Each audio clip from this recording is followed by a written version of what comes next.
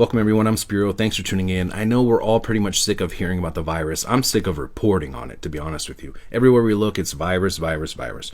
But if there's one topic that even comes close to the amount of coverage that the virus gets, it's vaccines. And as we get closer to this vaccine rolling out, we're going to hear about it more and more. And the big question is, will it be mandatory?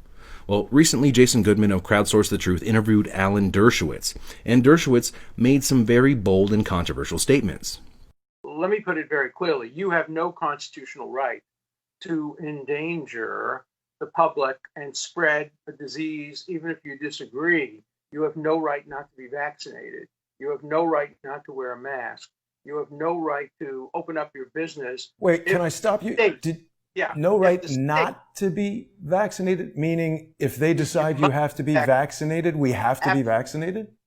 Absolutely. And if you refuse to be vaccinated, the state has the power to literally take you to a doctor's office and plunge a needle into your arm. If the vaccination Where is that in the Constitution? If the vaccination is designed to prevent the spreading disease. If the vaccination is only to prevent a disease that you will get, for example, if there's a disease that will kill you, you have the right to refuse that, but you have no right to refuse to be vaccinated against a contagious disease. Public health, the police power of the Constitution, gives the state the power to compel that. And there are cases in the United States Supreme Court. Now, who is this guy and what the hell is he talking about? Well, Alan Dershowitz, who is a lawyer, he's a high-profile attorney who has formerly represented President Donald Trump, O.J. Simpson, and even Jeffrey Epstein, amongst other high-profile clients. So what is he talking about? Forced vaccinations? Plunging a needle into your arm? Strapping you down to a table? What the heck? I mean, that can't happen here in America, right? Right? I mean, well, actually in 1905, the U.S. Supreme Court upheld a decision that established, so they say, the so-called constitutionality of compulsory state vaccination laws to protect the public health. In other words, it's for the greater good of the state, not you as an individual. This case is known as Jacobson versus Massachusetts. This was during the smallpox epidemic. Of course, another epidemic, a great public health threat, right? I'm not going to get into smallpox, but we're just going to continue to look at this case and the implications it may have today. And the state of Massachusetts, back in those days, in the early 1900s, mandated vaccinations for the smallpox. Jacobson refused. He was fined and then jailed. Now, to make a long story short, he appealed the ruling, and the case eventually went to the Supreme Court, and Jacobson invoked his constitutionally protected rights under the 14th Amendment, which asserts that no state shall make or enforce any law abridging the privileges or immunities of citizens of the United States or deprive any person of life, liberty, or property without the due process of law. Now, the Supreme Court ultimately ruled in favor of the state and ruled against Jacobson and recognized each state's, quote, police power, which gives the state authority to enact health laws of every description, including quarantine and vaccination laws, to protect public health and the safety of its citizens as a whole, not the individual, because it all is for the greater good of the state. Right? I hope you see where this is going. Now, Jacobson voiced concerns about the safety of the vaccine, which was backed by some medical physicians who supported his claims. But the court ruled when determining the legality of a statute enacted to protect the public health and safety, the court found it immaterial that a portion of the medical community thought that the vaccines were worthless or even injurious, in other words, causing injuries. They found that immaterial. They continue, the state has the right to choose between opposing medical theories and to refer the matter to a board composed of persons residing in an affected location who are qualified to make a determination. Now, of course, I could pick a board of individuals right now, pay them some money and say, hey, I want you to vote this way. Okay, that's what lobbying is. We know how powerful the pharmaceutical lobby is here in this country. It's unbelievable. They continue, the court does not become involved in legislation formed under the state's police power as long as it relates substantially to public health, morals, or safety and is not plain invasion of rights secured by fundamental law. Furthermore, it is immaterial whether or not the vaccine is actually effective, so long as it is the belief of the state authorities that mandatory vaccine will promote common welfare and is a reasonable and proper exercise of police power. It is of paramount necessity that a community have the right to protect itself from an epidemic of disease which threatens the safety of its members. In other words, you have no individual rights or liberties. It's about the rights of the community as a whole. It's the greater good of the state. This is a very dangerous, slippery slope. I'm all for everyone else being, happy and good, and but when it comes down to it, it's about the individual. The individual liberties that we have is what makes us stronger and what protects us. Okay, when you start saying it's for the common good, I mean that sounds like freaking communist Russia or China or something like that. Now, this is straight from the American Medical Association's Journal of Ethics, which is quoting from the ruling of Jacobson versus Massachusetts. And this might be a good time to remind everyone that the Rockefeller Foundation essentially created the American Medical Association, or the AMA, and effectively took over the entire medical system of America. Okay, so this is what Dershowitz is referring to, and this is what Bill Gates is referring to when he proclaims that you don't get a choice, you don't get to say no. But that brings us to the argument of, well, hey, you know what? If you get vaccinated, you have the vaccine, then you got nothing to worry about, right? If you have the vaccine, then what does it matter if I have the vaccine or not? Because you should be protected. You already got the vaccine, right? I mean, this kind of challenges the the logic behind these arguments, which do not make sense to me. If you have it and I don't, then why are you worried about me? You're already protected. Now let's move on. Just today, Dr. Fauci, who is the head of the NIAID, which is the National Institute for Allergy and Infectious Diseases. He's also on the White House Coronavirus Task Force and on the Leadership Council of the Bill and Melinda Gates Foundation's for Decades of Vaccine Initiative, stated that the vaccines may actually make the disease worse. I mean, this has been documented in the past, okay? So there is always that possibility, and even, Fauci himself is admitting this in testimony. So while everyone continues to debate whether or not Trump will mandate the coronavirus vaccine as he readies to deploy the military to distribute this new vaccine, which he stated on record, Trump doesn't have to, essentially. The state legislatures can mandate the vaccine under the legal precedent established by the Supreme Court, right? I mean, that's what Dershowitz is essentially saying and claiming here. Well, let's look into this. That was over 100 years ago. Lots of things have changed in this country over time since this country was established. Like, for example, slavery.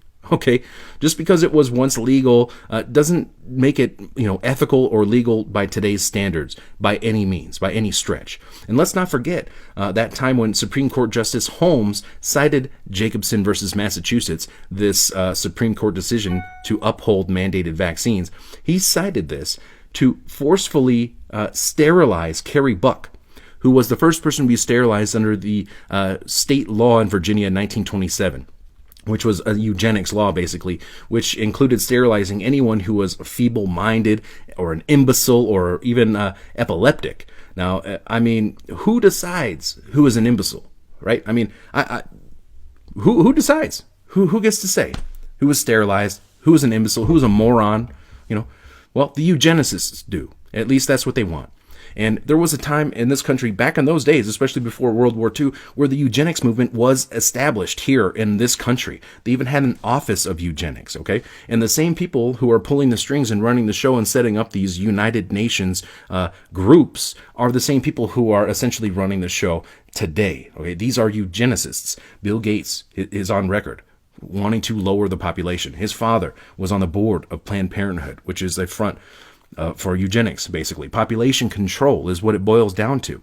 And they were talking, and they had programs here in this country, in the United States, that openly were conducting eugenics population control here in this country. Of course, and they also funded these programs, these Nazi programs in Germany. They were funding these eugenics programs. After World War II, basically, the Nazis got a bad, portrait, a bad stigma about them. They were portrayed in a negative light, of course. Yeah, the Nazis. Everybody hates the Nazis. And so they also looked down upon their eugenics programs. So the eugenics programs here in the U.S. essentially had to go underground at that point in time. They didn't go away. They went underground. Okay, there's a lot of other information out there. I'm going to leave some links below. There's a great report by Corbett, which is Why Big Oil Conquered the World. This is like an amazing documentary which documents and shows and proves that the world is being run. The people who are running the world right now are eugenicists, okay? Population control. Anyways, back onto this story. The Supreme Court upheld the decision in Buck versus Bell. Basically to forcibly sterilize this woman. They validated sterilizing this woman, and this caused these programs to spread throughout the country. Eugenics programs. Now, according to the NIH website, National Institute of Health website, they go on to question the constitutionality of these forcible, mandated compulsory vaccine laws. They state, given the changes in constitutional law, public health, and government regulation, what kinds of public health laws that may address contagious diseases might be constitutionally permissible today? A law that authorizes mandatory vaccination during an epidemic of lethal disease with refusal punishable by monetary penalty, like the one at issue in Jacobson versus Massachusetts, would undoubtedly be found constitutional under the low constitutional test of rationality review. However, the vaccine would have to be approved by the FDA as safe and effective. Of course, the FDA is corrupt.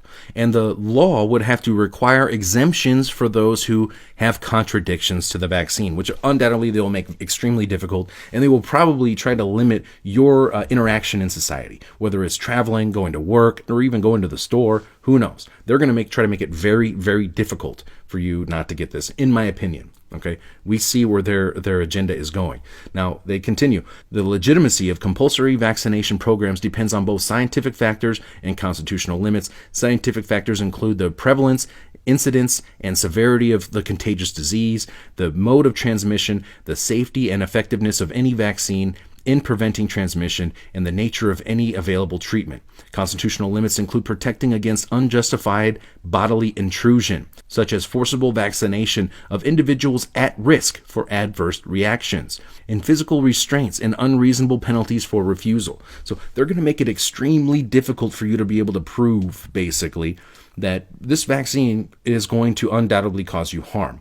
It's sort of like trying to prove that the vaccine manufacturers are undoubtedly trying to intentionally injure you with their vaccinations, even though they are filled and loaded with lots of toxic ingredients. Now, there's one other part here that's extremely interesting. It says, protecting the country against a terrorist introduction of smallpox would fall within federal jurisdiction over national security. And I want you to remember, just a couple weeks ago, I did the report where Bill Gates was asked, basically, hey, we didn't listen to you before when you were warning of a pandemic, and now here we are. So what should we be listening to you for now? Like, what's coming next? And he warned of a bioterror attack. He warned of terrorists conducting a biowarfare attack, okay? And that right there would then remove the power from the legislatures at the state level and give it to the federal government, in the form of national security. So I'm not saying that's going to happen. I'm just reporting on what Bill Gates said, what the media is alluding to in their recent reports. I'll leave a link to that report below. It's very interesting, to say the least. Now, ultimately, the legislators right now may try to impose a compulsory vaccine, under the guise of the greater good of the state at this point and public health. As the courts have said that, hey, sorry, it's not up to us. It's an emergency. It's a public health emergency. It's up to the legislatures to decide whether it's going to be compulsory or not. And we know how corrupt the medical system is. We know how corrupt the government is, from the highest levels all the way down to the local levels. Corruption is rampant at this point. And at the end of the day, you know what is right and you know what is not right. We must all make our line in the sand.